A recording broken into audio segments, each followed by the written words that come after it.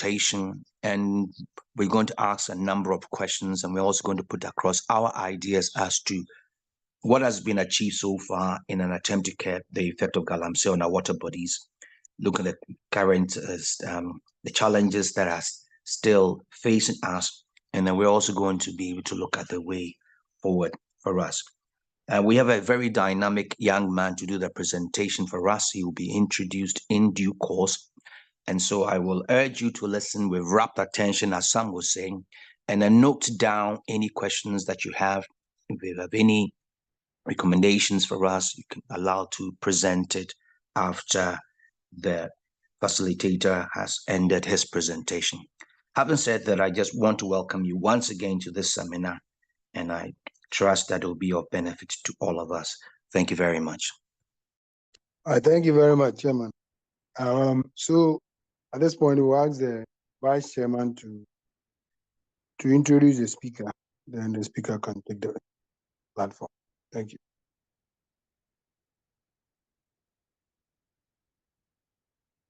Engineer Bisa, are you there? Yes, I'm on the line, sir. Thank you, Engineer Doctor. Thank you for the opportunity to introduce the presenter for the day. He is Dr. Albert Kobina Mensah, who is a distinguished Ghanaian research scientist specializing in soil remediation and sustainability of the mining sector. He is affiliated with the Council for Scientific and Industrial Research, Soil Research Institute in Ghana. His educational background: he holds bachelor, that's BSc in agricultural science from University of Ghana. And the area is, his area for the BSc is laying a solid foundation in soil science. He had his master's degree in water resources and watershed management at Kenyatta University, Kenya, focusing on sustainable water resource management. He did his PhD in soil environmental science at Ruhr University, Bochum, Germany, where he conducted extensive research on arsenic contamination from gold mining and remediation of active and abandoned mine spoil in Ghana. His professional experience: he is more into research scientist at CSIR, SRI, that's Center for Scientific Research. Dr. Mensah focuses on soil remediation and environmental risk assessment, arsenic biochemistry, product chemistry of trace metal contaminated soils, arsenic mobilization and speciation, environmental sustainability and water governance. That's his research area. And in the area of tutor, he also worked as teaching assistant. That's from the university. He works as a teaching assistant from March 2019 to August 2020. He served as Ruhr University, Bochum, lecturing on mining and water resources in Africa, linking mining activity to water resource management. In the year 2011 and 2012, he did his national service at the University of Cape Coast, Department of Science, that's Department of Soil Science, engaging in teaching and research activities. Research contributions that Dr. has made so far. Dr. Mensah has extensive publication record with over 35 peer-reviewed articles and book chapters.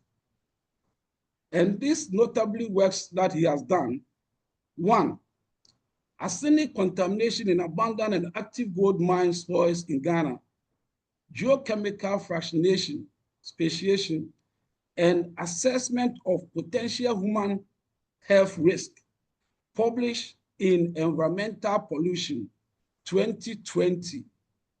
The second one, reducing conditions increase the mobilization and hazardous effect of arsenic in highly contaminated gold mine spoil, featured in the Journal of Hazardous Materials.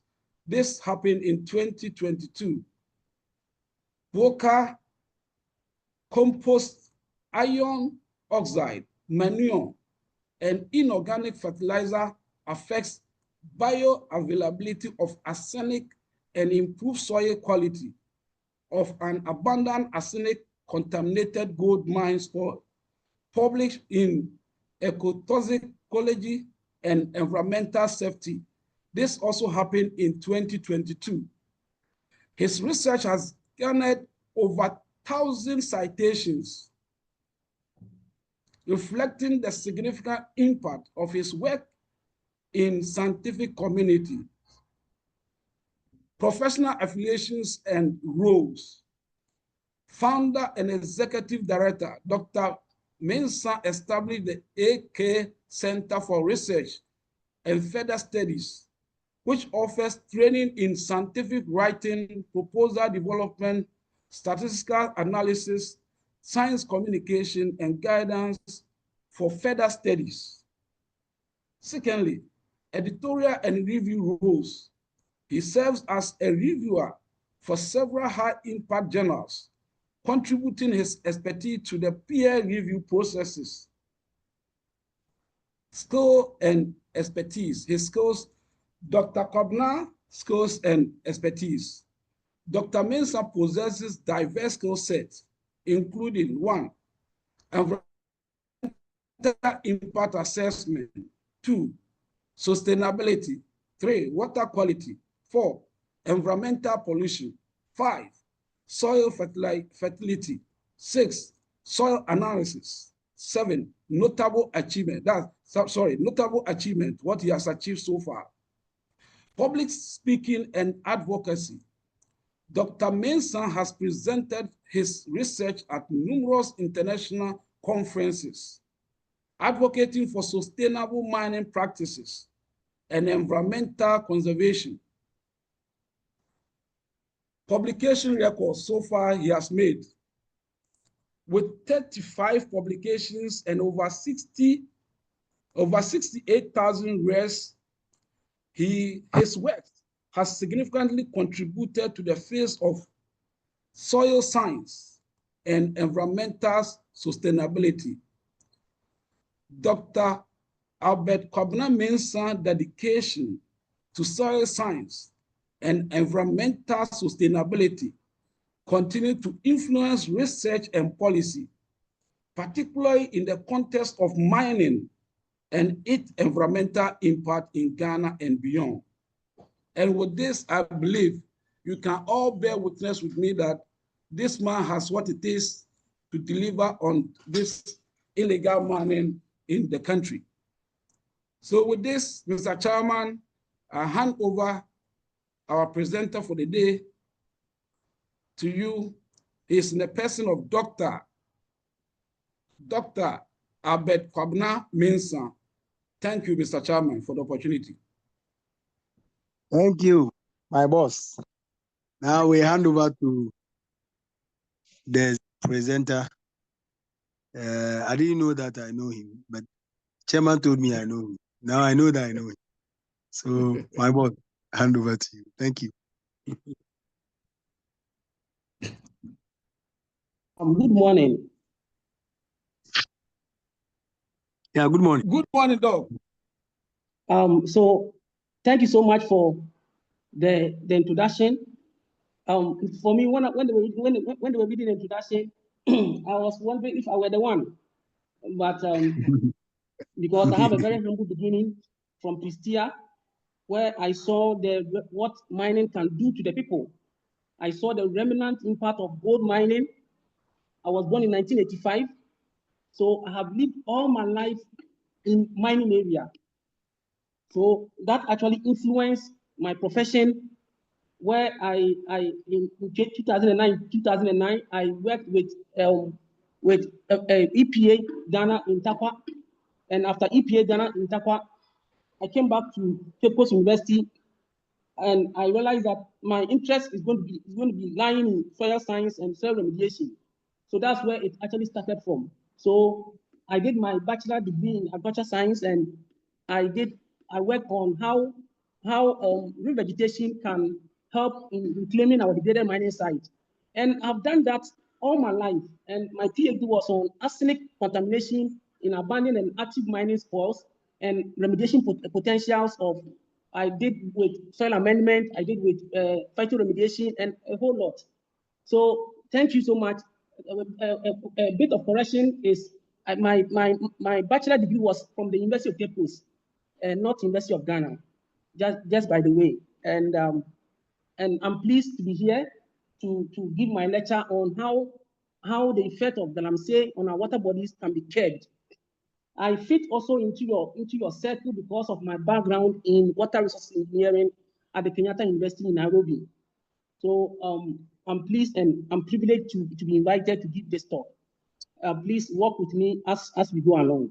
Thank you. So my talk is going to border on mining sector sustainability. We're going to see some challenges. We're going to see some progress and reforms that have been made. Then we'll see how those progress or the reforms or the strategies that have been made, the sustainability of each of these reforms, and whether these reforms are indeed sustainable in achieving what is called a cleaner production in the sector. Then we see a way forward, ways that we can achieve a cleaner production and ways that we can ensure a sustainable informal mining, under which Galamsey falls. So first of all, there are three categories of mining sector sustainability. You know, the mining sector sustainability is different from the sustainability associated with with renewable resources, because gold is a non-renewable resource. Its sustainability is different from the way renewable resources are sustainably managed. So when it comes to mining sector sustainability, which falls under sustainability in the non-renewable resources sector, we have three. We have the economic sustainability, we have the social sustainability, then we have what is called the environmental sustainability. So permit me to share with you something small about the economic sustainability that artisanal small-scale mining is helping the country to achieve. We did this paper in 2019. Now, this paper we did in 2019, we're trying to see the relative contributions of either price or production to revenue growth. All of us know from our basic economics that price and quantity of production or price times quantity of production will give you revenue. Now, we wanted to see, is it revenue that is driving, is it price that is increasing, contributing to the gold mining revenue, or it is production? We came to realize that the mining revenue in this country, in the artisanal small-scale mining, is mainly driven by production. So from 1990 to 2016, we realized that the production in the gold mining sector, as you can see here, from 1990 upwards up to 2016, the gold mining production has been increasing steadily in ounce. So it has been increasing from 1990 out all the way to all the way to 2013. Then it fell between 2013 and 2015. Then 2016 it rose again. We argue that this part where the gold mining fell was because of the military or the ban that were used to chase the miners from the sector. And so because of that, production went down, and that concomitantly affected the revenue. We argue that, me and my colleagues, we argue that the rise in the production again in 2016 is due to political, let me say, because of politics. We realized that because it was an election year, so the law became lackadaisical, and many people rushed into the sector again, and that concomitantly brought about the increase in gold mining production again in 2016. Then in 1998 to 2013, the same thing happened with the price, with the growth in revenue. The revenue has been increasing from 1998 up to 2013. Then it fell between 2013 and 2015, as we can see, because the production went down, which means that the revenue in the sector is driven mainly by production. Then 2016, the production went up, and so did the revenue also happened. It is also because it was an election year, so the law became like heretical, and so they were not so much straight, and many people got into the sector, and it brought about the increase in revenue, which actually came because of the increase in the production of gold in the sector. So the sector in 2016 contributed about 40% to total gold revenue in the country. But of course, when it comes to environmental sustainability, that is where the sector fails. The sector fails woefully because it is so much associated with environmental devastation. We realize that there are impacts that it has on the water bodies, excuse me, in terms of mercury pollution. As you can see over here, the A, where I captured this picture in our paper in 2023 with Ian Tuoku, you can see water chemicals being released into water bodies just under this particular oil palm tree. Then we have problem with erosion, which causes sedimentation of the rivers. Then we also have C, where all these rivers. So this D is a river in Pistia, which has been devastated and had been rendered useless because of artisanal small-scale mining activities. So if you go to mining activity, mining areas where these activities are rampant, you will find that stockpiles or mine waste are stockpiled indiscriminately. You can see what is happening in this picture. And when it rains, the toxic elements in this particular tailings are going to wash down, and they are going to get into the ecosystem and get into the rivers and all that, and the rivers will become polluted and unsafe for human consumption. And also what is happening here, there's poor disposal of mine waste from the mining site, which I captured in one of my works that I did in Pistia. These are the processes involved in the sector. First of all, they do excavation where they go underground to bring the ore. Then they grind using the chamfer machine. Then through this washing, they wash everything. Then through what is called sluicing, where they lay a towel, and the towel will sort of collect the rough sand particles. Then these rough sand particles that are collected on the towel, they take it out, then rinse it in a water bath, or in, let's say, a container. Then they add mercury to it. That process is called amalgamation. Why they add mercury to it? It is sort of separate the gold from the particles, so that we have a fine gold. Then at that process, the gold is not still refined. So they refine it, they burn it, and to get the fine gold. Now, it must be noted that each of these processes are done haphazardly, and so each of these processes is associated with environmental pollution in terms of the ecosystem, in terms of water, in terms of the soil, in terms of plants, in terms of human, and the watershed in itself.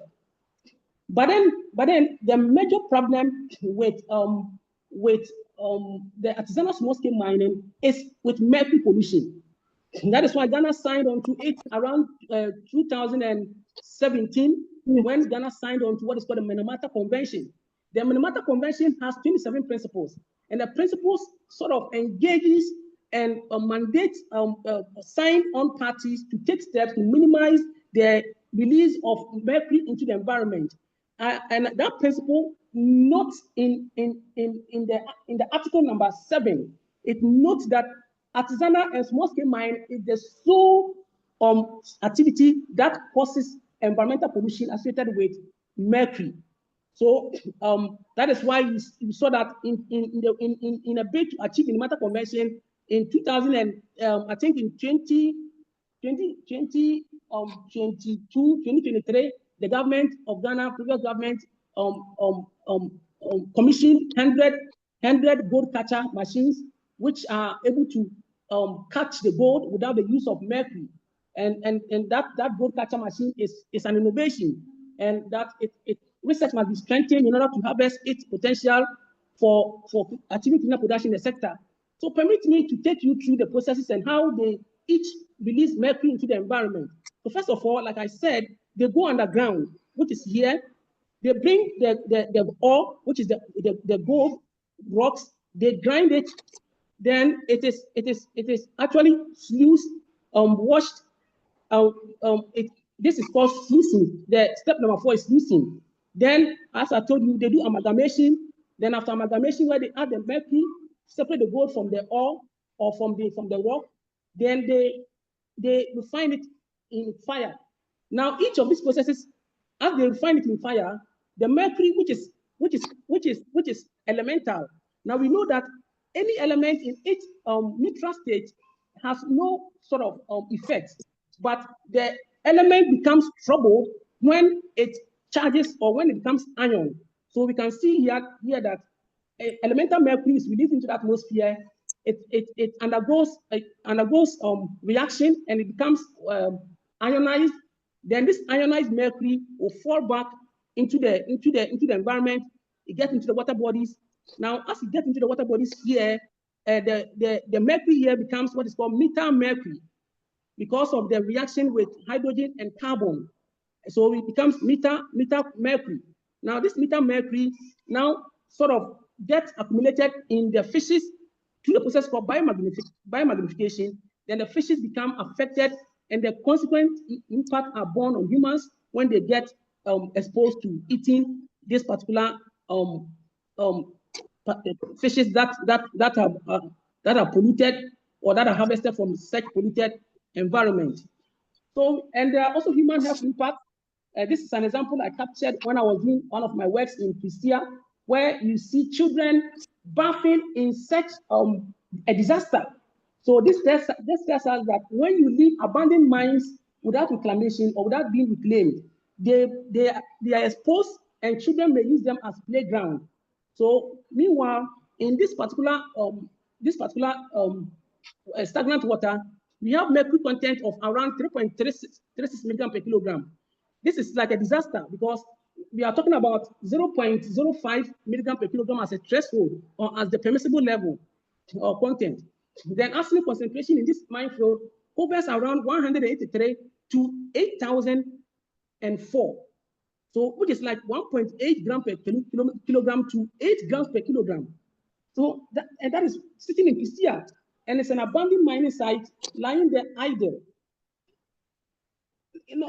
But of course, some progresses have been made by various governments in Ghana to sort of sanitize the operation of the mining, of the informal mining sector, and they have used 6 main categories or 6 main reforms. I have categorized them into 6 main reforms. One is they use regulatory enactment, where they use laws and policies, and the second thing they do is they use ban, where they have banned in 2018, they banned them for 6 years.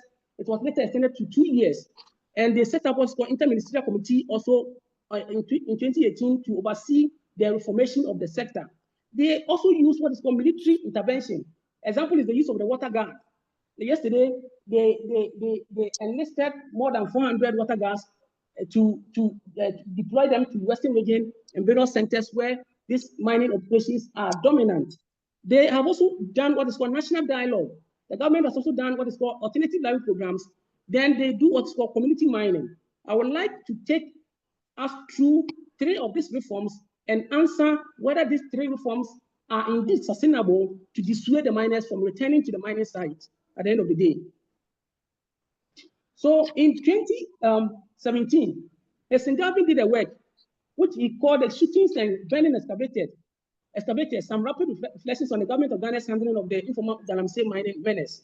He put the menace in quotation because some argue that it is actually not a menace, because people are living on their land and they are sort of harvesting the gold from their land.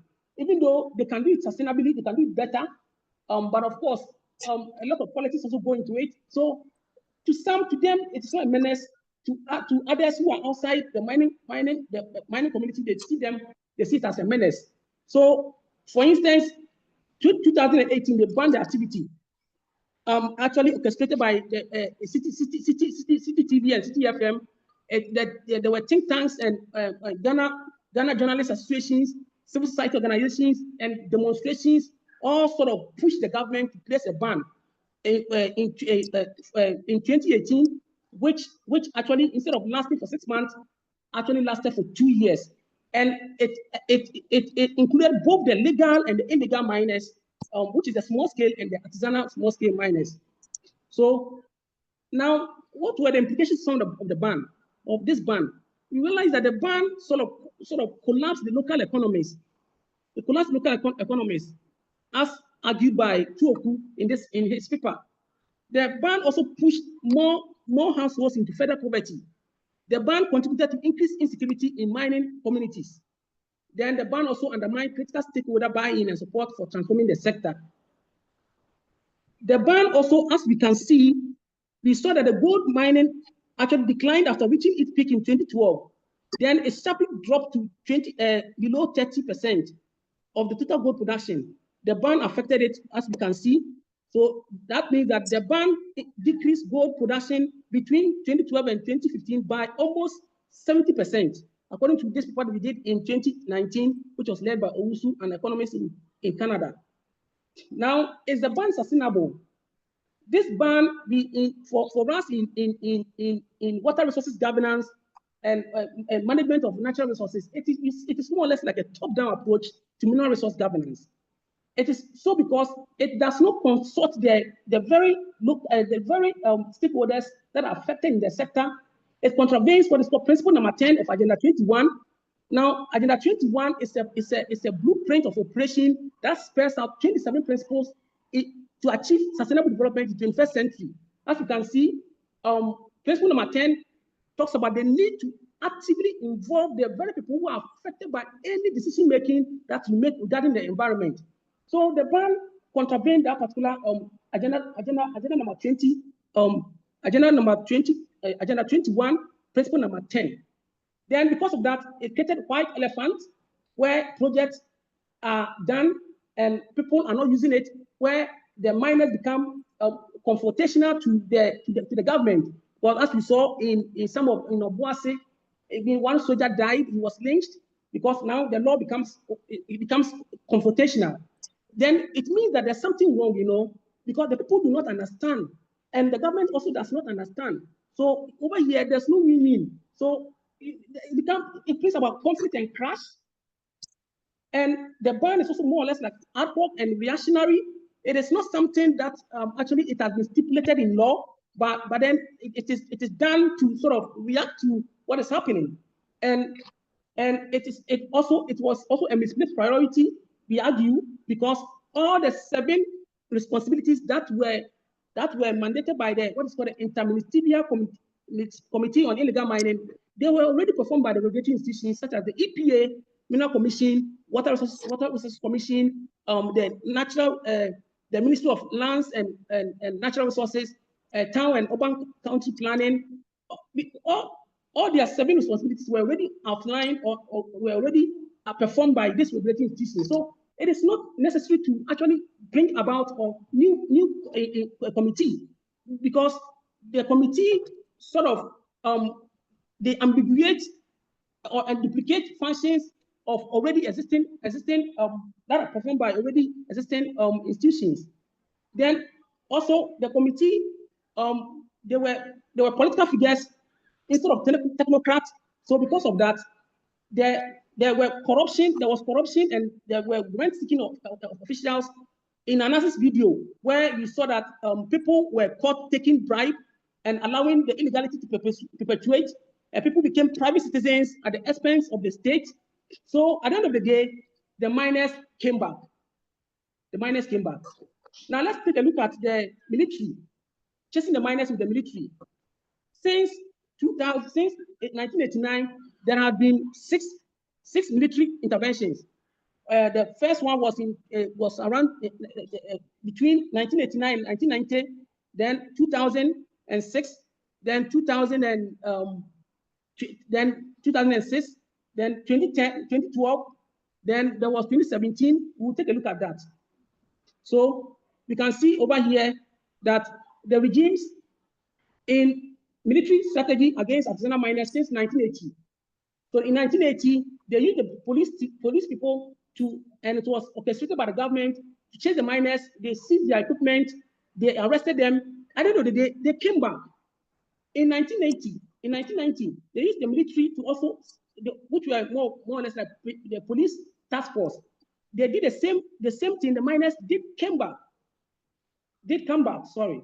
Then in 2006, there was Operation Fight Illegal Mining. It was actually done in consonance with the large-scale mines, and they arrested the miners. They seized their equipment. They destroyed them. They brutalized the security. The security forces brutalized the miners. They came back thereafter. 2013, the government that came also did Operation Flashing Out ASM. They did same thing. The miners did come back. 2017, they called it Operation Vanguard. The miners also were arrested. There were security forces brutalities, shooting and burning of their equipment. At the end of the day, they did come back. 2021, the government set up what's called Operation Hot. Then they burned the same thing, and since 2021, 4 years down the lane, we are still fighting them, and the miners keep coming back, which means that there may be something wrong with this approach, and we may have to reconsider our approach of using the military to chase the miners into the bush. So in our paper in 2023, we sort of cumulated how many miners have been arrested who are Ghanaians. So between 2006 and 2021, we realized that more than Ghanaians arrested are around 5,586, which is 41% of the total number of abuses and human rights issues. And we realized that 1,948 miners who were arrested were foreigners, which represent 14%. Then excavators seized, they are around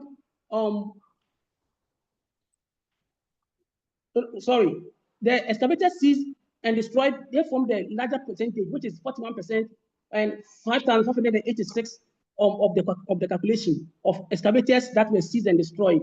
Then it is followed by foreigners who are deported, which is 4,756, which represent 34%. So these foreigners, those are the foreigners deported between 2006 and 2022. Then minus Ghanaians arrested are around 1,502, which is 11%. Then foreigners arrested are also 1,948, which is 14%. Then only a small fraction are people who represent wounds and death, just a small fraction, which is 14%, 14 in number. Then the military, is it sustainable? We argue that the military is more or less a command and control. Like I said, it brings about confrontation. It does not involve the very people who are affected by the decision. It's a central management approach where decision is made from the top and communicated downward to the people. And also, the military does not actually take into consideration that mining is an integral part of the people's livelihood. When you go to Obuasi, when you go to Pistia, go to Bogoso, go to Okonongo, Akwetia, the people over there are doing the mining because they see that they sort of possess natural or traditional right to the land, which are actually given to them by their forefathers. That's how they see it. And we also see that the military intervention is biased against the sub or the informal miners because environmental pollution, regardless of its scale of damage, is not only restricted to small-scale mining. It's also done by the large scale. But people argue that the law is biased because the law buys the small scale, but it does not buy the large scale when they do commit similar environmental atrocities. Then it was unplanned, and there was no comprehensive blueprint of operation that spells out checks and balances for officers who violate the law. It was not backed by law or any enactment. It caused of political influence and all that. Then also the miners feel they have natural entitlement to the land and that they have the right to dig, like I said. Then the other one is alternative livelihood program. Is it a solution? We say that alternative livelihood may not be a solution because when it comes to mining and most of the alternative livelihood programs that they have spelled out in these mining areas, they are usually agricultural based, planting of vegetables, planting of maize, learning some basic handcrafts and all that. But in rural development, there are two main activities that account for occupation. These activities are mining and small-scale mining. Small-scale mining and farming. Now, when you compare farming to small-scale mining, farming always is dwarfed by small-scale because farming is seasonal and is prone to crop losses and harvest failures. Miners earn better than even the NAPO recruit, and they earn better than what farmers will earn. Then miners, they earn better than senior high school teachers. And they also typically, like you have said, then also most the mining, when it comes to competition, it's always it's not affected by losses like pests and diseases or climatic of factors.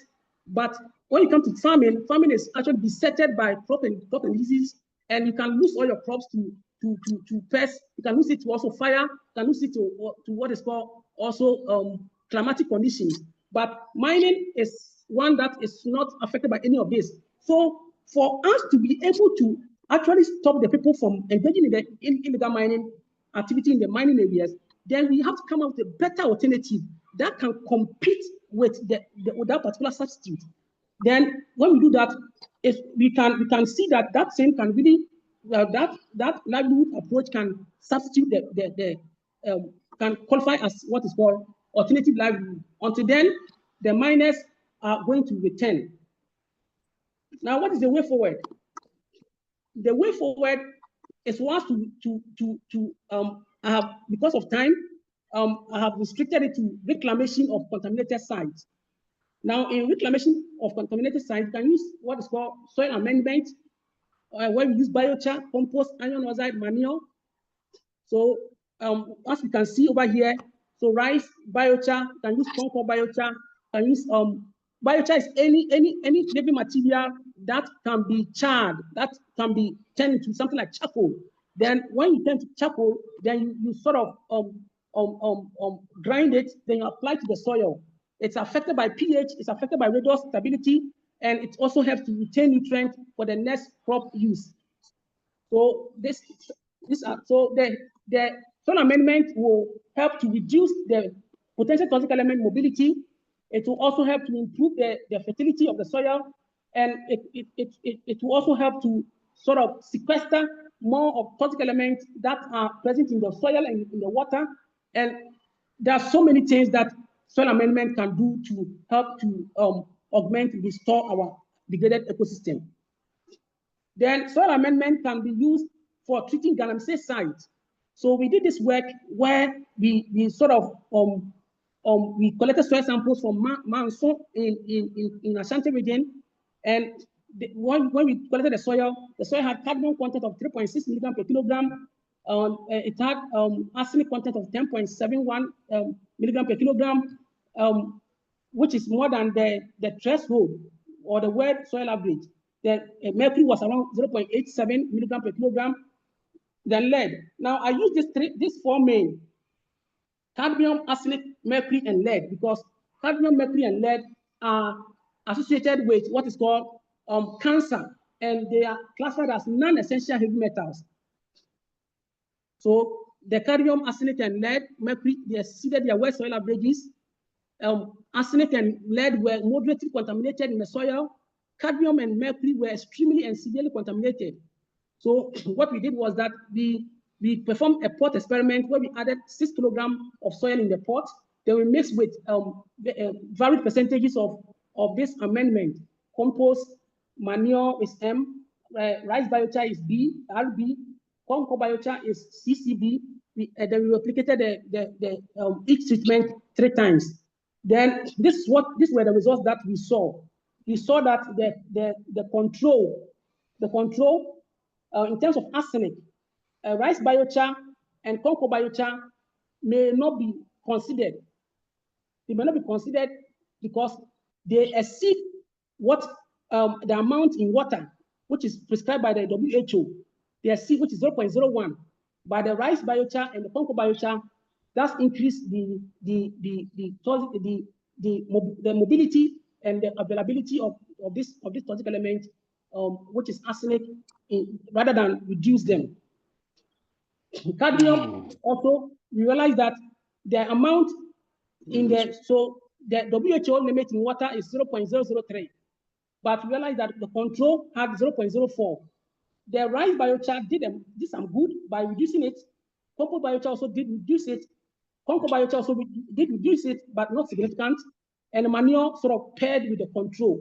So we may argue that in terms of cadmium concentration in that particular slurry, in the water that is available in that particular area, it can be considered by, can be dealt with by compost and rice biochar. The mercury also, as you can see, the mercury was above the world soil average, which is 0.006 in water. Then rice biochar will increase it, Congo biochar will also increase it, and all the amendment that we did use all increase mercury vis-a-vis that of the control. So discussion must be exercised. Likewise, lead mobility was increased in biochar and all the treatment vis-a-vis that of the control. Then we can also do what is called we can also use plant species to remediate the problem. And the plant species you can use a champon. You can use Kobina Mensah, which is a champon, which are native species. So over here, when you see Kobina Mensah, that is a champon, F is pen, AC is Aconia cordifolia, which is Ejama, Lantana camara is LC, Cureria montana is PM. When we saw that, when you use this one to sort of to remediate this mining site, we can see that Chachamp, what is Kobina Mensah, is able to translocate much of the arsenic into the shoot. So a champion can be considered as a good species for remediating arsenic from contaminated sites. Then also it did the same thing for copper, and if all the plants also did the same thing for copper. So it means all these plants, Kobina Mensah and all those native plants that are actually around the mining vicinity can be harvested to upscale, to treat all these toxic elements that are actually in the mining areas and in the mining environment which in Galamsey affected mine soils and water. Then you can also use plant species, which the first one was native species. The other one you can use is to use ryegrass. Now, ryegrass is a very good phytostabilizer for arsenic. So as you can see, it can actually, if it is augmented by manure, it can take more than 3,000 milligram per kilogram arsenic into each root. And when it is actually augmented by compost and manure combination, it can do the same thing. And when it's also augmented by manure and iron oxide, they can help to take up huge amount of this toxic element from the affected mining site. So Somebody's mic is on. Somebody's mic is on. You should off it. So I have a new book where I've detailed most of these findings, which the book is made up of 23 chapters. It's made up of 164 pages. It gives us ways to identify soil to human health risk in mining sites. It promotes phytoremediation as a solution, and it also highlights the gaps in land reclamation research in Ghana, and it can be used as a consultancy material for planning, reclamation, and reclamation studies and works. And also it details almost all the reclamation work that have been done by the small-scale mines in the artisanal small-scale mining sector and also in the large-scale mining sector. So that is the title of the book, Soil Pollution and Remediation. So the way forward, Galamsey continues to serve as an environmental challenge to our ecosystem and our livelihood, as well as our human health. Government has taken measures which include ban, military, and alternative livelihood programs. none of these have been able to stop the miners from perpetuating the illegality. As the miners actually now, they become nocturnal, where they stop operating in the daytime to nighttime when the military people have gone to sleep. Then they go back to mine. Now, the way forward is to reduce what is called legal pluralism. We do not have to set up so many committees to manage the sector, because such strategy are reactionary.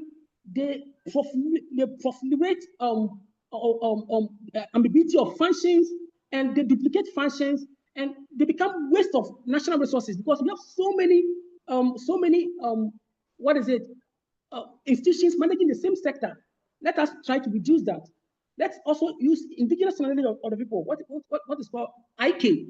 Those days, we know, they say we don't go for fishing on Tuesdays. Friday, we don't go for farm. We don't go to the farm.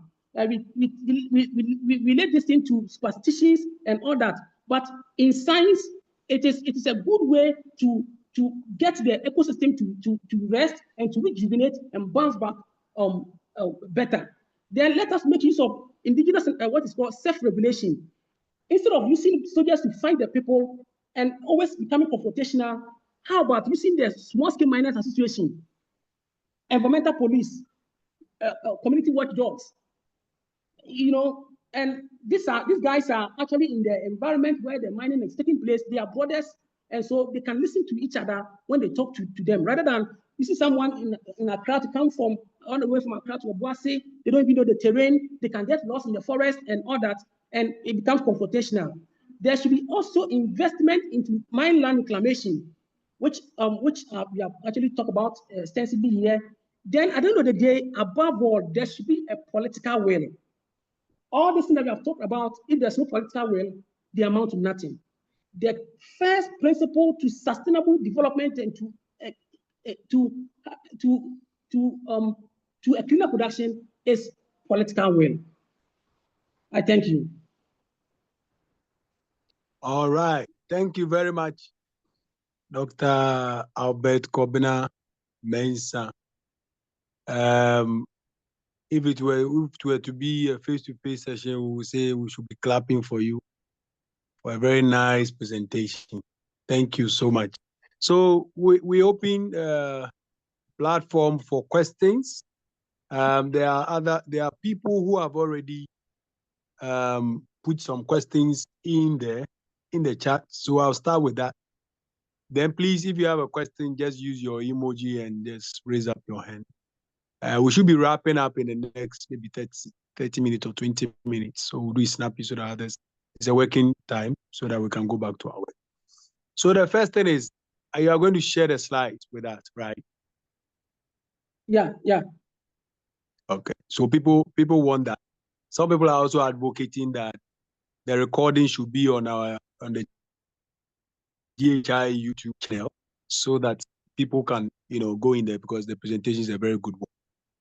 And then the other one is that Sophia Tijan engineer is saying that the number of miners arrested from 2006 to 2023 looks huge. Do the numbers include those who returned or fresh miners? That's the question. She also has a follow-up question that has the approach of providing alternative livelihood work anywhere in Africa. So these are two questions pending in the chat. If you can respond to them, then the others can come in with their questions. Thank you.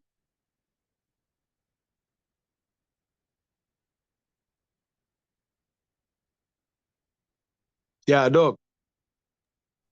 Yeah. About the number of miners, arrested. So the question was is it that they are small or they are modern?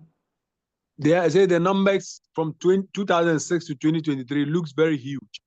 Does it include those who return or fresh miners, new miners? So the miners that were actually arrested within that between 2006 and 2022.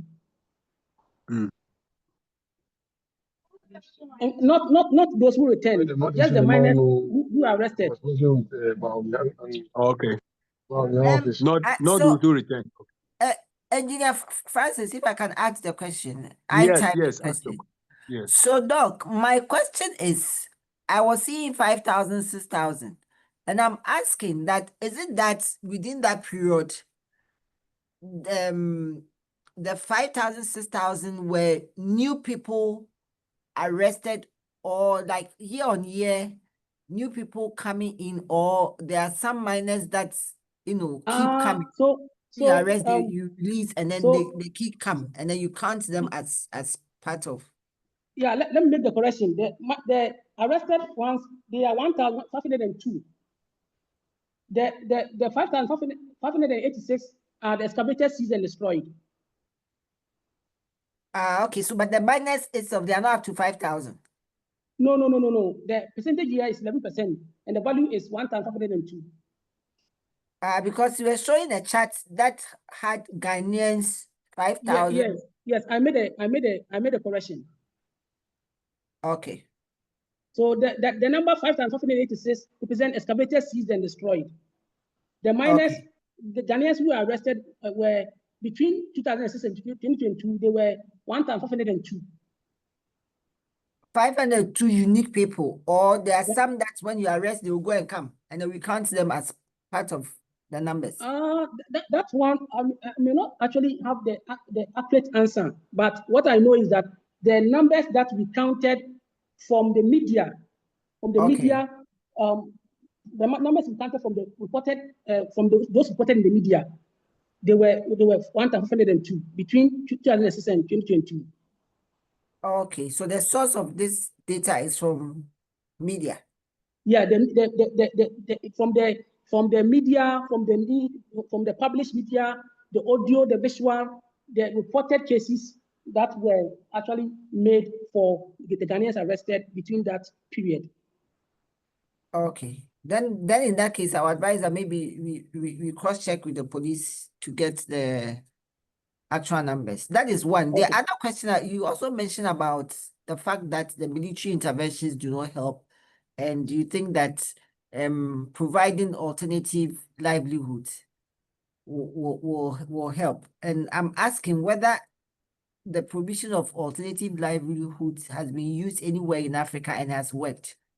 Because I'm just thinking what alternative could match the money that you get from mining gold. That question, I do not have some answers from Africa, but I have some answers from China.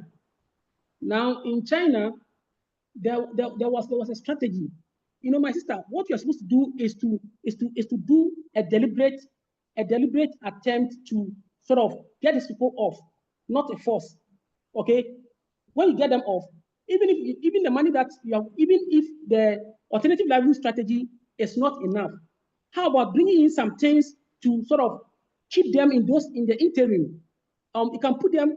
People may think that in fact, the reason why I'm asking, not that I'm disputing that it will not work. I just want to know whether it has worked, because I know the mining areas, at least Ashanti Goldfields, my engagements with them, they've even tried, they established schools and all that, but the people are just not interested. So I'm asking whether that approach has worked anywhere in Africa here, and whether there's any alternative that will match the amount of money they get from, because that is the driving force, is the money. Yeah.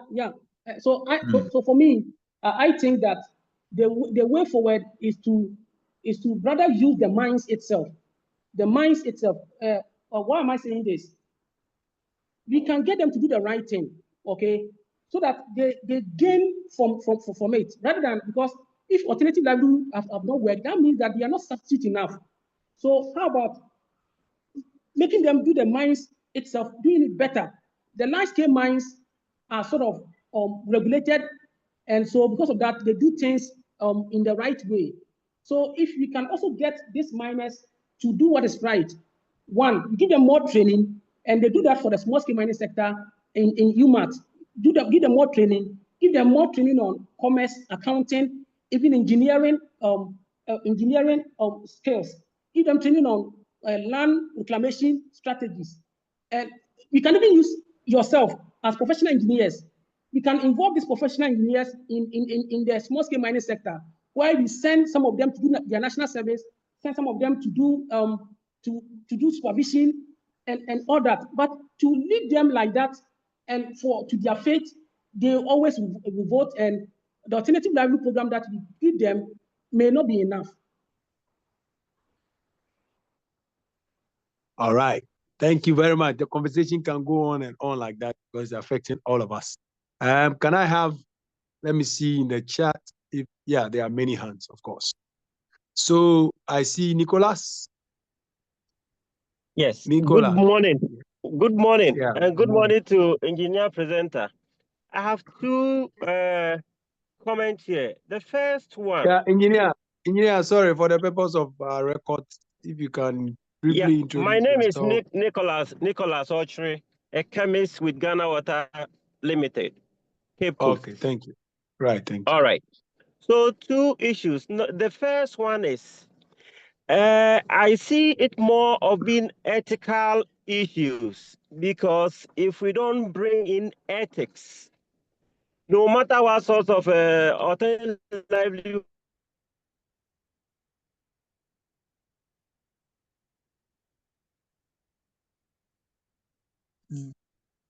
Hello. Am I here or I'm lost?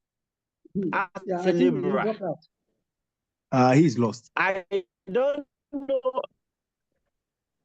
Can you hear me? Yeah, Nicholas, yeah, you went off a lost little. me. Come back. Yes, lost. Come back again.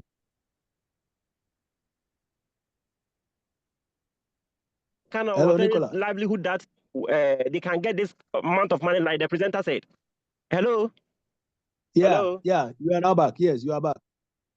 Please, am I audible? Yes, you are audible now. So talk, please.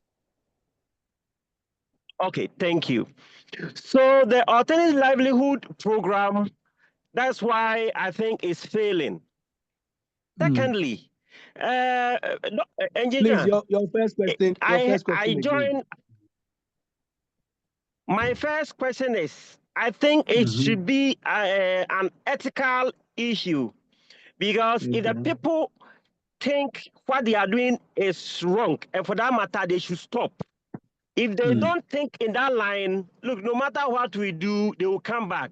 So it becomes an enforcement and compliance. If the government thinks it's a critical issue, it is brutal force. We are just massaging issues and they will come back. So we have to look at that point very well. It's typically enforcement and compliance. The second one is, I joined it midway.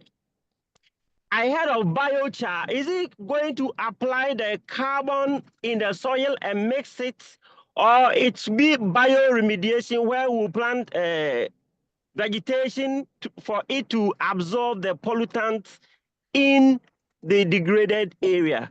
I want a bit of clarification on that, sir. Thank you. So I think I'll take it from the biochar. I think for the other one, we see it more or less a suggestion and addition rather than a question. So the biochar is largely carbon, you know, and it has some properties that make them ideal for soil and water remediation.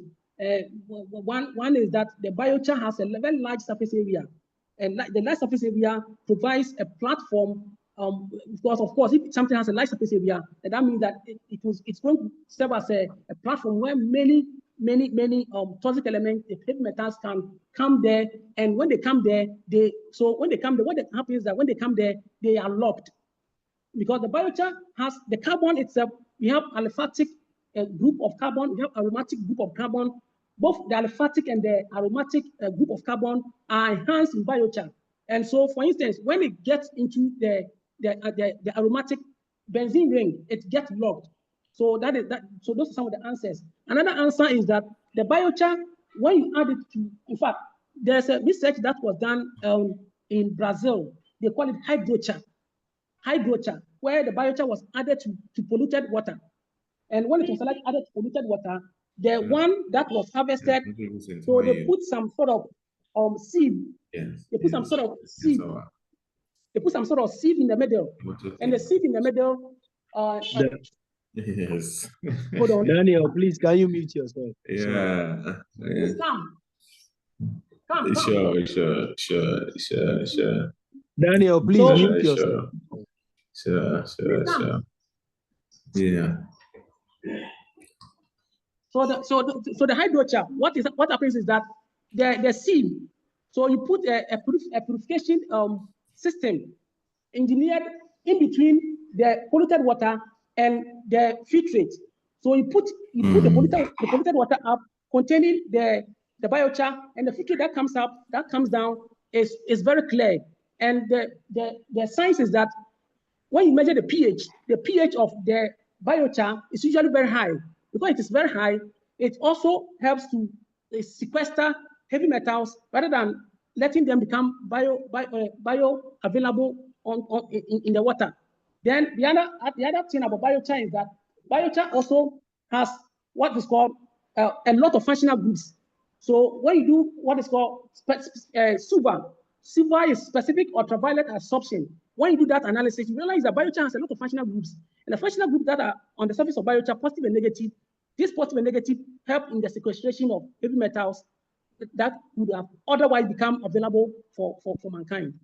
Okay, Engine. So the reason why I asked this question was, you see, if you add the biochar to the soil, it absorbs the heavy metals in the system, but it is still available for plants. So the point is, I plant my stuff in the land, the cassava, the plantain, and all this, they will pick it, but we want to take it out. So it has still become available for plants to use. So I take it, it goes through the system. Let me come in here. This argument, I think you are right. It's more. I had a friend in Sweden. I was explaining some of these things to him, and he had issues. I think you are right to some extent, but maybe let me also help to clarify. Now, when you use biochar, the biochar has sequestered the heavy metal. Now, the sequestered heavy metal is something we call potential bioavailable component. So it's all about biogeochemistry. It's the environment, even though it has sequestered it. So in a way, it has sequestered from becoming, or it has prevented from becoming available. But then it is still there. Okay, if you do not go on to sort of put in measures that encourages environmental conditions to sequester it, then when environmental conditions change, it becomes available. So that is what you are talking about. So what you are supposed to do is that you are supposed to, instead of using one approach where you use only the biochar, you can use it with iron oxide.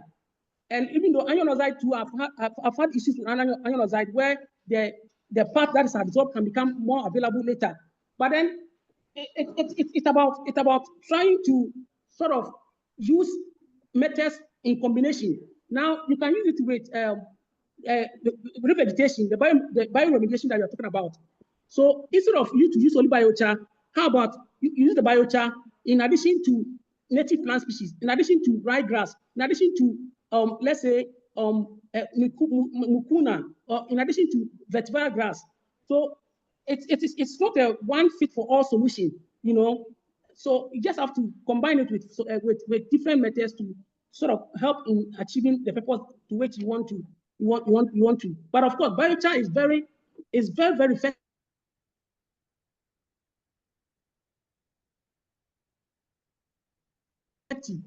But a second effect is what you're talking about, and I agree with you. Yeah. All right. Thank you very much. I think Nicholas has answered. Edward, entry. You have the floor. Thank you very much, sir. And my name is Edward Entry, a researcher. Also done some work in the artisanal mining space for Please some time. where your institution, if we can get. Institution. Okay, so I'm based in Germany now at the University of Applied Sciences. Yeah. But I mean, Galamsey issue is really dear to my heart. So yeah, thank you very much, Doc, for the wonderful presentation. I think you touched on the main issues. I just want to add a few things. So one, I don't know, I came in very late, so forgive me if I'm wrong. But then I want to directly engage our new president-elect, Mrs. Sophia Tijani, if I'm right. I Yeah. believe this issue is an engineering issue, please. For all intents Okay. and purposes, engineers must take up this issue critically. And we need Okay. leadership from our president, Her Excellency, to tackle this thing head on. This mercury pollution, engineers, we can solve this issue, right? Mm. There are what's it called, mechanism to trap the mercury, to condense the mercury back. There are mechanisms in place which are being used elsewhere. We can adapt, we can modify. Yes, when it comes to arsenic, when it comes to lead, for example, it's critically an issue of the milling plates. All right, Mm. the milling plate. You go to the mining site. They grind the ore, right, using our Nika machines. It's the milling plates, and the milling plates have both. They are manufactured in Swami. I always say this thing. They have, and these they are just cast iron, right? They just cast the metals together. They contain iron, they contain magnesium, they contain lead. In fact, sometimes they don't even know the materials they are using to cast these milling plates. And when they grind, okay, they break so fast, they wear so fast, and they wear into the soil. So we have lead, we have all other kinds of metals entering the water stream. And for me, this is the issue. If we can engineer our milling plates, correctly, right at Swami, where it begins, okay, and assist these guys. As the first and second speaker said, they will not go away. They will not stop. These guys, look, there's money. Money is a driving force. Alternative livelihood, fine. But then, I mean, look at the money they make from gold. Even now, our economy is being supported by gold. Critically, Yeah. let's face it. Yes, I mean, if the gold goes away, where is our economy going? And now we even have a challenge where our cocoa may be banned because of these heavy metals entering into the cocoa. It's serious. I did some analysis on cocoa pots, and we have these metals in the pots. So the likelihood of getting them in the beans is very high. So, madam, please, I won't make my presentation too, otherwise we become too emotional. But I think that, the Ghana Institute of Engineers should take this up seriously, make it one of your core, what's it called, goals, get the research institutions on board. There is funding working around everywhere. Funding can be obtained to, get an engineering solution to this problem. Let's help these miners to get what they want. Thank you very Yeah, much. Okay, like you have said, just a quick one. Just a quick one, Mr. Entry. Yeah. Is it engineer entry or Mr.? Are you a member of GHIE? Are you an engineer? I'm an engineer. I'm a member of GHIE. Okay, Just I've not been paying my dues. You have to okay. pay your due. Be in good So stand. then you have to pay your dues. But I believe it is because the institution is serious about this issue. That's why we are having this discussion today, absolutely. being organized by a branch of the institution. But maybe we are not doing enough. So let me ask you specifically, what 3 key things do you think that specific issues or specific actions do you think that the institution should take? Coming back to me, all right. Okay, so for me, I think that first of all, the institution should liaise with the research bodies, KNUST, Material Science Department, some of the technical universities, and get the SWAMI And guys. UCC, we are here. UCC, thank you very much. And UCC, get the Swami guys. It's not only in Swami. I mean, these guys casting these, what's it called? These grinding plates, they are everywhere. I use Swami just as an example, okay? Because I've been there before. I've seen what they do, right? And it's the same thing. Get them to kind of understand, appreciate, and transfer some of the research that we have done in these universities to them directly to influence what they do, because otherwise then we have lost it. Again, number two, I know what's their name, UMAT has been doing a lot in this space, okay, when it comes to mercury, what's it called, capture and those things. So please liaise with the guys at UMAT. Okay, whatever solutions they are working on, how can we move it from the research to the practice where we have these people using it, okay, to help them? Yes, and please also the GHI to get involved in the conversation at a very, very high level, because our researcher has shown clearly military interventions have been going on for years. I mean, it hasn't produced a result. He didn't add, but the reality is that, look, the people are corrupted. You send the military there. Yes, all of them are corrupted. Okay, yes, because along the line, these guys, yes, one gold bar is how much? A lot of money. They give you $10,000, $20,000. Why won't you compromise? We've bent a lot of excavators, 5,000 and over. Just imagine 5,000 and over, but still excavators are coming in. Look at the cost of excavators. It's not the solution. We can continue burning and burning and burning and burning. It's not the solution. Okay, so engineering tree, I hear you, and I picked the three key things that you said that we should. I mean, the two are related. We should get research outcomes to the people who need it, so that they know, I mean, what new things that they can use to make our environment safe. That is basically point 1 and 2. And I believe since we have UCC on the call and we have most of our researchers on the call, that is to all of us, that our research must get to the people. So I don't know whether the regional chair is here, but since he mentioned GHI is all of us. So we hear you. And then the other one is that we should get involved in the national discussion. That one, you should be rest assured that we are involved. In fact, the current president, there is a committee that is looking at Galamsey issues at the highest level. So we are trying to do our best. And I thank you for your specific recommendations. They are well noted. Thank you. Madam Chair, if I could add on, in fact, your institution is not out of space. I mean, you are doing great. Even this particular colloquium you're having tells that you are interested in solutions. That's why you are doing this colloquium. So I think we do not have to belittle this particular colloquium that you are doing, and that you are not doing anything and that you are not sitting up.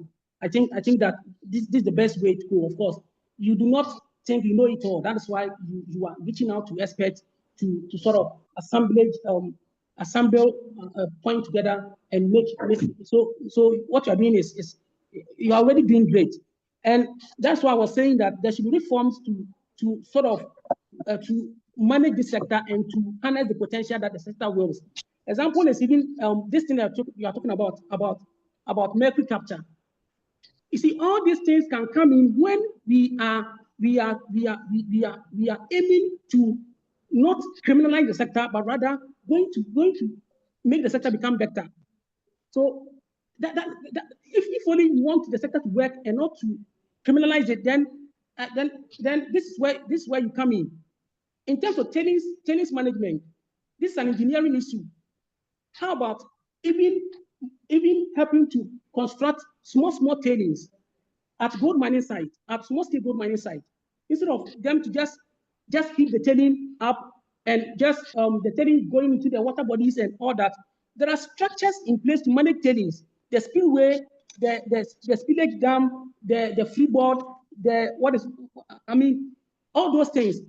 We may not be able to construct big tailings, but let us make investment in constructing small tailings for these guys. And when we do that, we will also see the role of the engineers. That's what I'm saying, that the role of the engineers must even be harnessed. Instead of us to sit and think that probably criminalizing the solution, let us send national service guys who are engineers, let us send them to the field, to the small scale mining site, to go and help them. Let us send supervisors to the field to go and help them.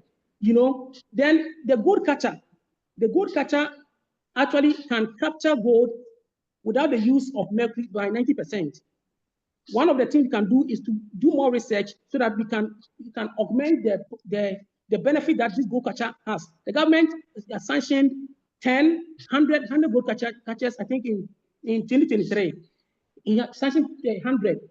We should do more of this. Even the mercury resource stand, can also be harnessed.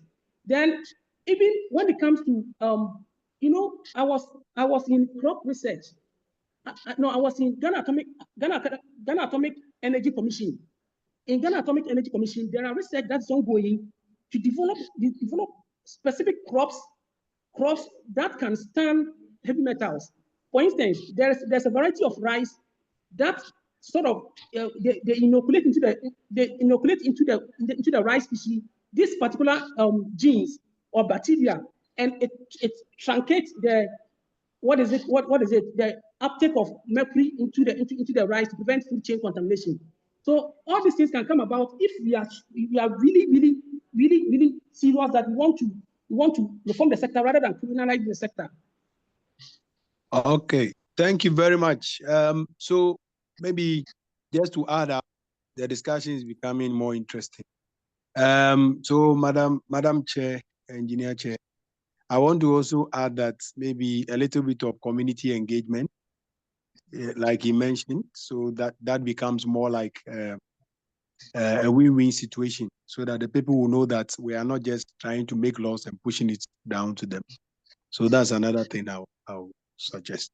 But all said and done, I mean, we as a chapter, we are very serious about this. In November last year, we had another seminar on water treatment techniques at the Ghana Water Limited in Cape Coast, where we had a professor who also, touched on some of these issues. So as an institution, I mean, it behooves on all of us to take this matter seriously and not shift blame, but all of us, all hands on deck, so that we can really make it work.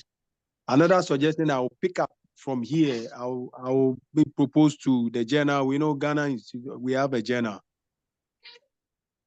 the Journal of Ghana Institute of Engineering. I'll talk to the editor, my Professor Apia J, so that we'll have an issue, a special issue on Galamsey, so that we call for people to submit, and then we will be able to engage more people, more researchers, to come up with more findings in this direction. So that's what I would say.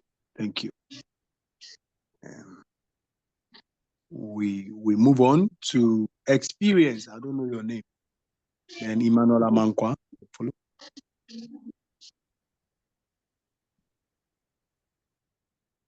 Is the experience here? All right. If he's not here, Emmanuel Amankwa. Before Emmanuel comes, there's a chat, there's a comment. If you go into the chat, there is an email, Juliet. Please,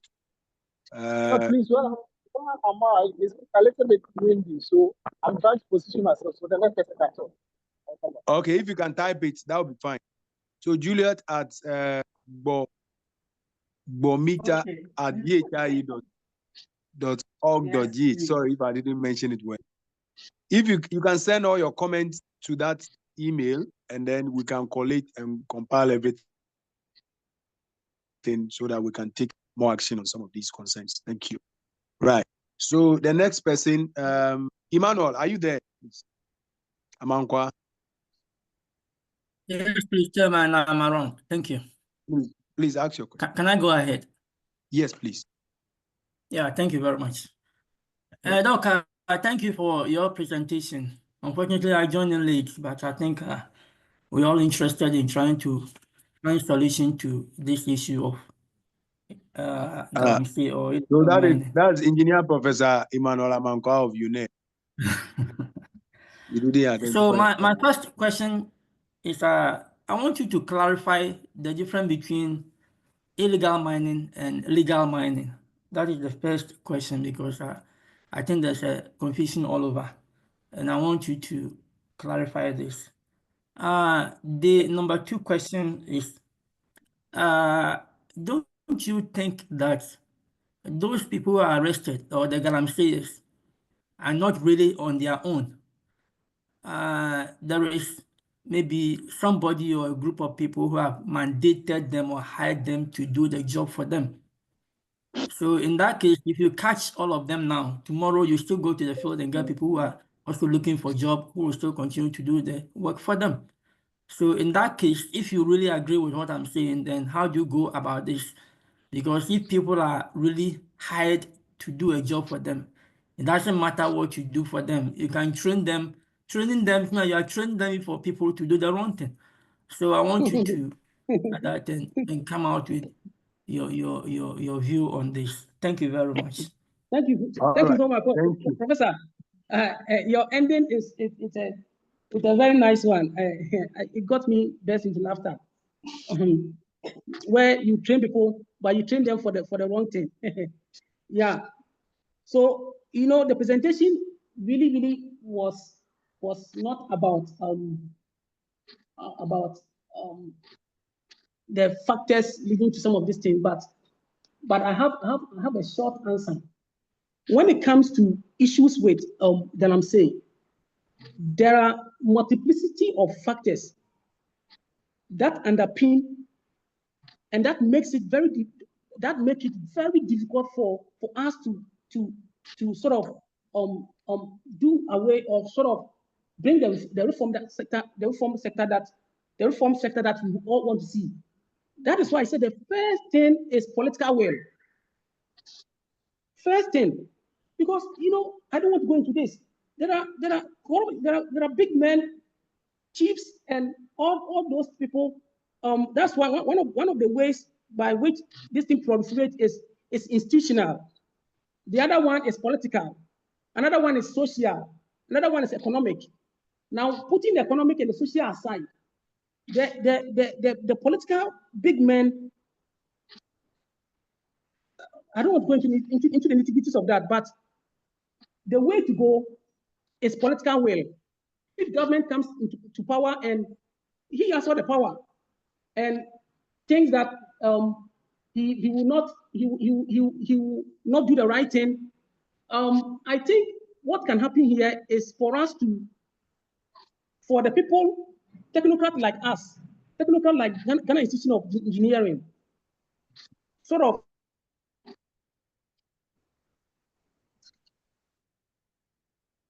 with this new proposal that we are putting here together, send these proposals to them, engage them, and I think that government will listen at any point in time, and because if not as the technocrats, the professors and the universities and the research institutions calling on government to do the right thing, I think sometimes they may take the political power too much. So I think that we have to engage them more from the CSIR point of view, from the Ghana Institute of Engineering, from the universities, call on the government. Some of these proposals that we are putting here together, brilliant proposals. People giving all these ideas. Let us not stop here. Let us go ahead and see the government. The government is us. See the president, see the people who are in charge, the ministries, and take before them some of these proposals that we are putting here. Then the difference between illegal mining and legal mining. Of course, illegal mining is, or the name suggests, something illegal. Operating without a license. Actually, this thing became an issue in 1989. Before 1989, that was when as part of the economic recovery program, that was when the government reformed the sector and brought out the issue that before you can do the mining, you have to get a license. So in 1989, actually brought this. Then that is why the small scale mining came with 3 laws: the Mercury Law, the Precious Mineral Marketing Corporation, then the artisanal, the small scale mining law, the PNEC law 218. then the Mercury Law, PNC Law 219, then the Precious Mineral Marketing Corporation Law, which is PNC Law 217. I may have missed up the 218, 219, and 217, but all of them are those ones that were set in 1989. So before you can do the mining, you are supposed to seek a license, and it should be 18 years and above, and it should be either alone or in groups. So if you are operating outside of this point that I've spelled out, then you are operating illegal. All right. Thank you very much. Chairman, Mohammed, please, I think I'm not asking questions, but that is where we all have a problem. We all are getting it wrong.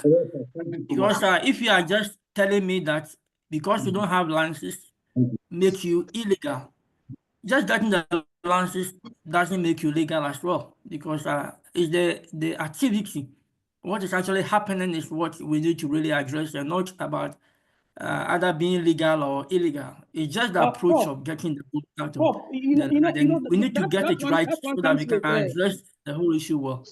So thank you very much.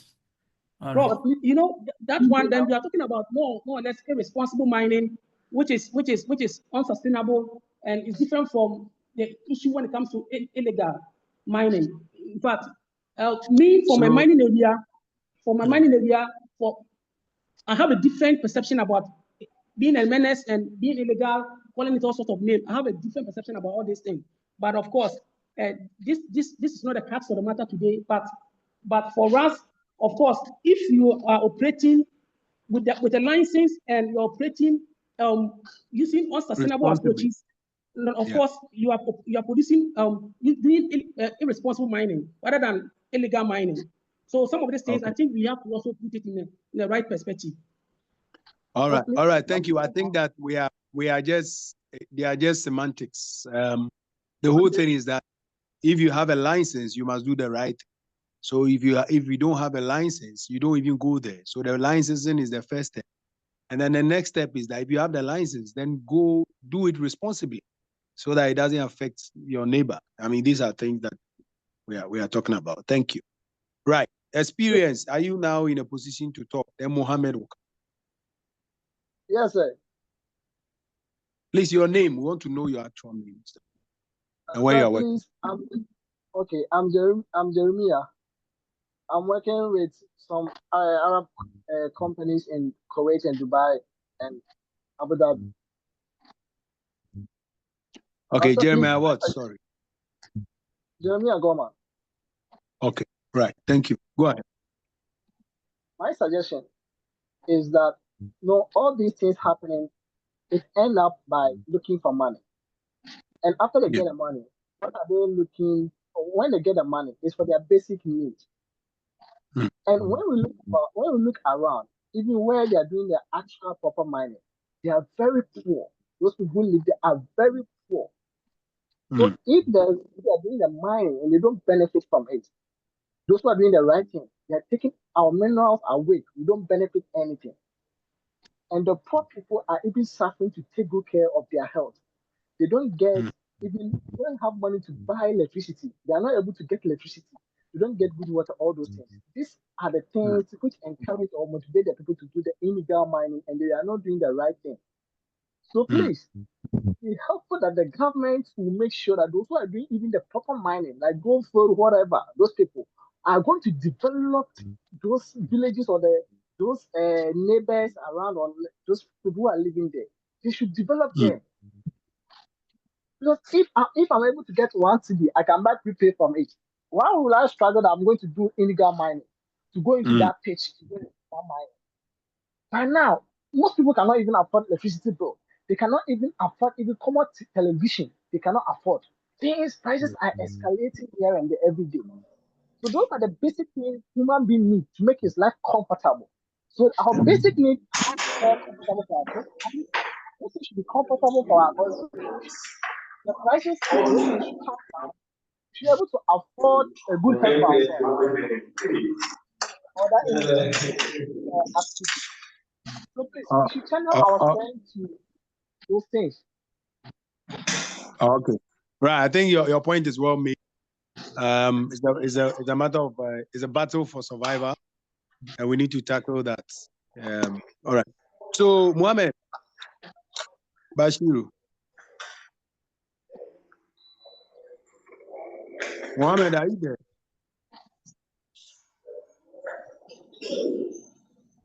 Mohammed Bashiru. All right. If he's not there, then we have GHI in Secretariat.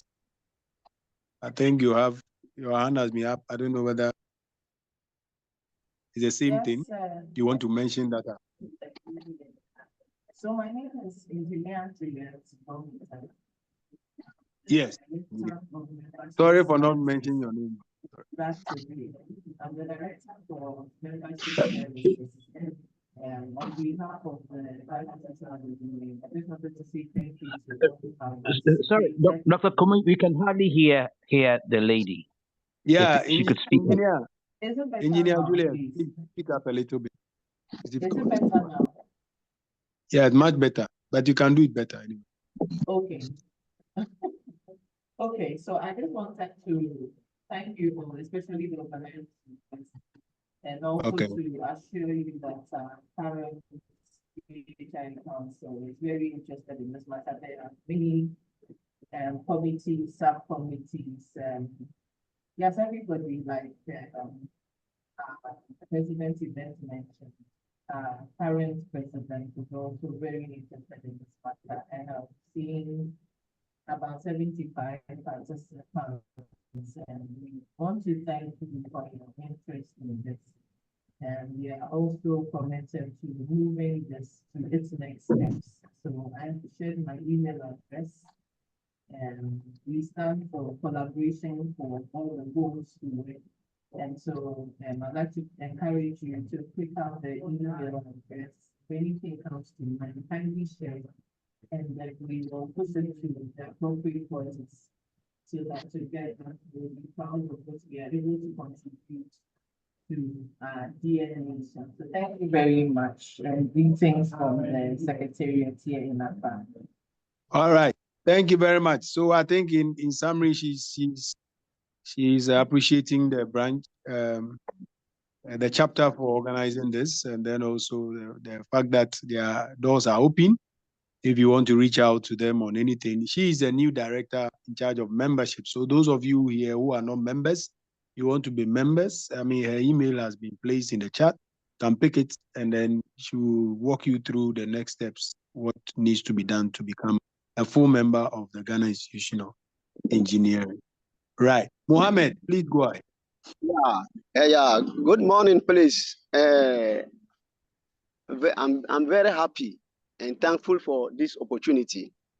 I am Mohamed Isahaku. I'm Mohamed Bashir Isahaku, residing in Navrongo, working with ICO. Yeah. I want to take ICO, but precisely ICO. Okay. Irrigation company of upper region. Okay. Yeah, and I want to take this opportunity to greet my former lecturer, Professor Emmanuel Amonkwa, back at Wa Polytechnic. Okay. Yes, I want to share some experience about this Galamsey. It's not just all about Galamsey, but something have to do about that. I happened to travel to Burkina Faso, a village called Song. So during that was 2012, I traveled there. The place was desert. But last year and this year, I happened to travel there again, and I saw that all the places now forest, and they are even tagged with names of their people who work hard for the community. So I quickly asked my friend, how come this place become forest all of a sudden like that? He said, oh, there is law enforcement has been brought in here. That anyone who cut down tree, they don't arrest the person. They rather go in for the chief. They go in for the area chief.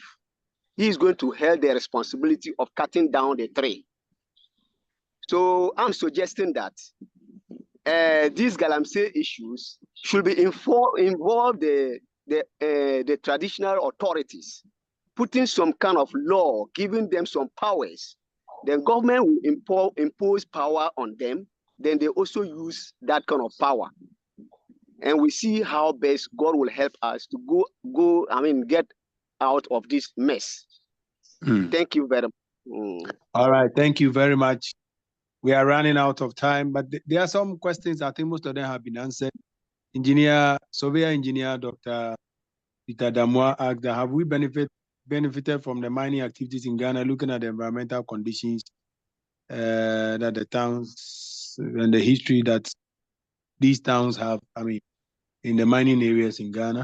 And also, the small-scale mining is prone to agricultural areas as a result of factors that affect yield and best sales. What are the remedies to curb this situation permanently? That's why we are having this discussion. I think we don't have a permanent solution, but we are trying to see how best to go about it. Another person says, good morning to all. My name is Engineer Siwo. I believe this topic is interesting and engaging. The issue of illegal mining cut across all the sectors involved in mining, being it large scale, small scale, or Galamsey, or otherwise illegal mining. Yeah, the conversation can go on and on, but we need to end along the line. We want to thank you very much. So at this point, I will say that we have other seminars coming up. We have one on responsible use of AI. It will come off very soon. We are here to fix a date. Our able women wine rep will lead us. We'll get it organized. Maybe get somebody, an expert, to do that. And then we also have one we want to discuss on intellectual property for engineers and all that. So we will be updating you as time goes on. So at this juncture, I will hand over, I'll go back to my chairman, Engineer Professor Owusu Sechere, to give us his closing remarks. And then we want to thank the presenter so much. If you have any further questions, please reach out to the Secretariat. They will reach out to us. But we will make the slides available so that all of us will have it. Thank you. Hand over to Chair. Thank you very much, Dr. Kumi. And thank you, Dr. Mensah. You said you didn't have too much time. You wanted to rush off to do something else, but you stayed with us all this while, and we're so grateful. Very wonderful presentation, insightful, a lot that has been shared. I don't intend to summarize all that has been shared. I don't think that will be helpful to all of us. We've all listened to your presentation. And but I'm happy to note that the president of GHIE is in the meeting. Madam. Hello, Madam. Sorry, she dropped off. She just dropped. Yes, sir, I'm here. Yeah, she's here. Okay, good. Okay.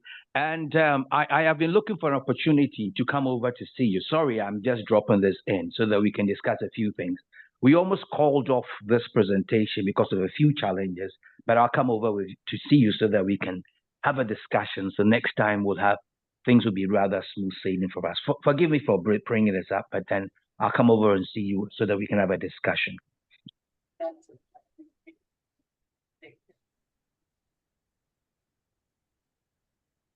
All right. Prof, are you done? I think you are. Engineer Prof. Right. So, all right. So on this note, we want to thank, Prof, are you there? Yes. Yeah, I think you are. Oh, you can't hear me? Yes, you went. Okay. Oh, I did go up. Okay, that's fine. Then you can end it. Okay. You can end the meeting. Very much. Thank you, Dr. Mensah, who was trained from, he happened to be our student, Professor Useche.